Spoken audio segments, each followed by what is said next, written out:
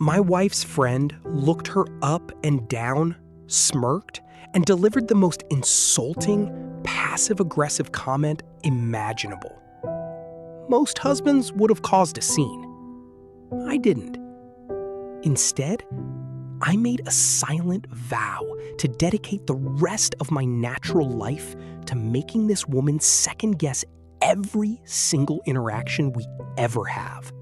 To understand why this means so much to me, you have to understand my wife.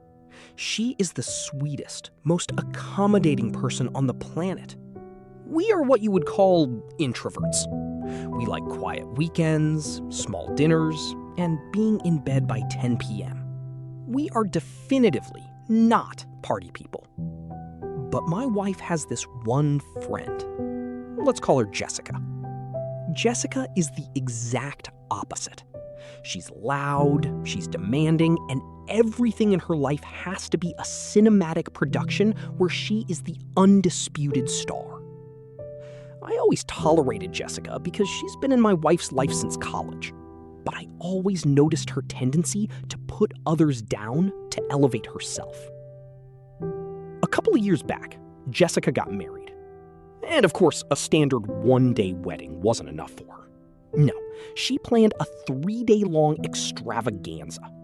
We're talking multiple meals, 2 different ceremonies, and a strictly enforced, highly specific dress code for every single micro-event.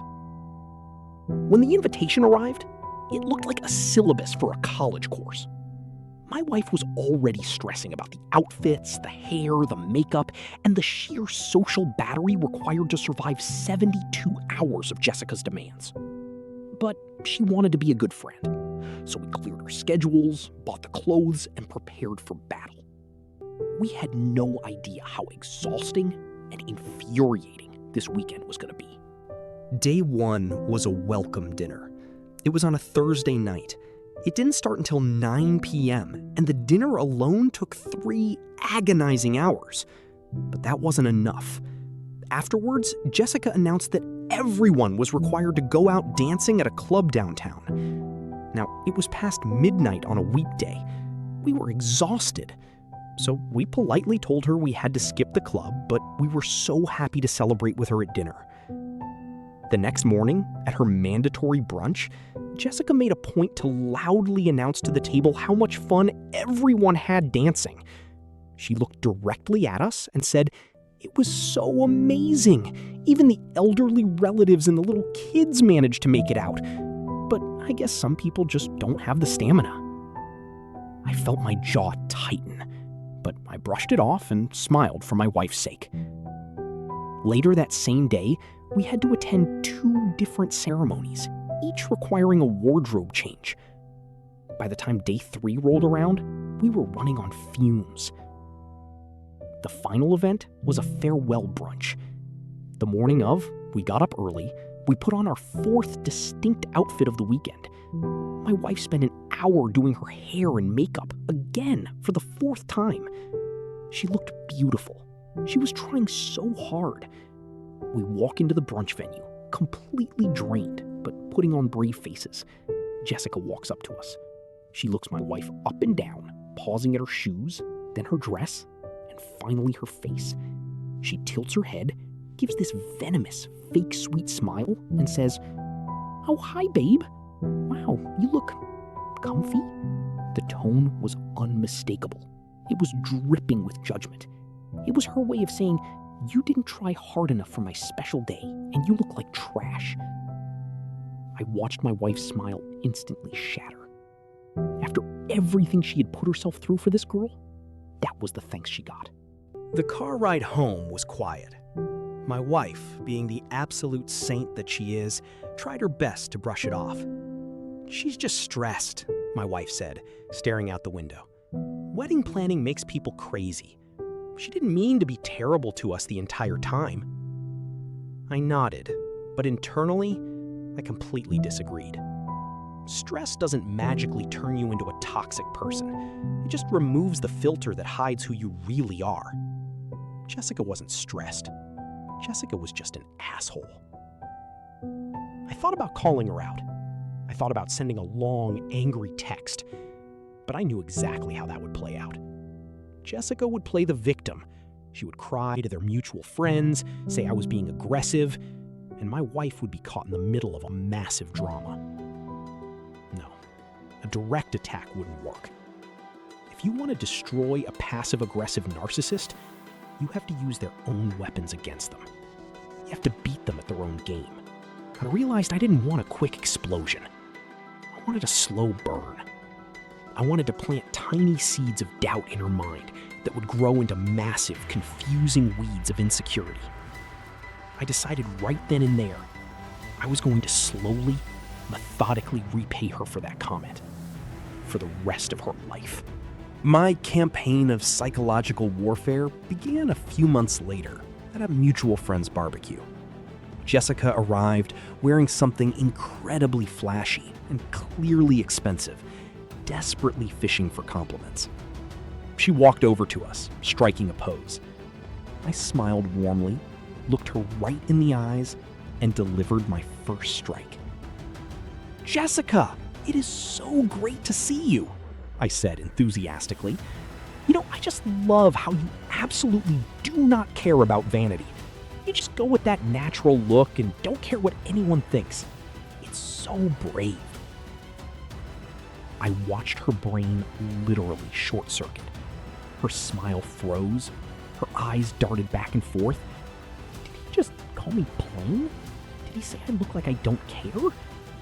But because I said it with the biggest, warmest smile, she couldn't get mad without looking crazy. She just mumbled a confused, thanks, and walked away. A few months after that, it was a holiday party. She showed up in a brand new, highly tailored dress. I made sure to catch her in front of a group of people. "Hey, Jessica," I called out. "Wow, you look super comfy." I used the exact same tone she used on my wife at the wedding. I saw the flash of recognition in her eyes, followed immediately by doubt. She spent the rest of the night subtly pulling at her dress, wondering if it made her look fat or frumpy. But I didn't stop at her appearance. I targeted her personality too. Whenever she showed up 30 minutes late to a dinner reservation, which she always did, expecting everyone to wait for her, I would greet her with sheer admiration. "Man, Jessica, I really wish I could have your attitude," I'd say. "Just arriving whenever, not letting other people's time stress you out, it's incredible. I'm cursed with always having to show up on time and respect schedules. I really envy your freedom." Again, the gears turning in her head. You could visibly see her trying to calculate the math of the conversation. Is he praising my free spirit, or did he just call me a selfish, chronically late bone? It has been years since the wedding, and I have never broken character. Not once.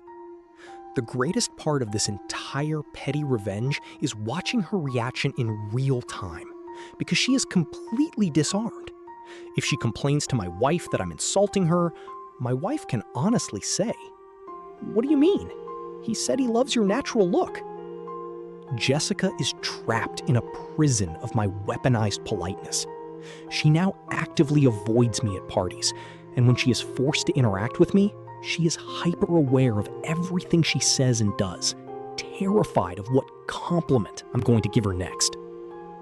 Recently, I shared this little strategy online, and thousands of people flooded the comments with new, incredible ammunition.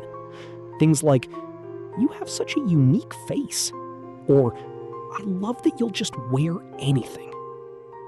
I spent an entire hour copying the best ones into a secret note on my phone.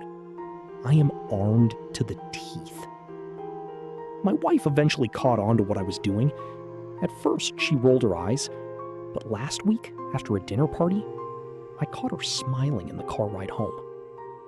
As for me, I have zero regrets.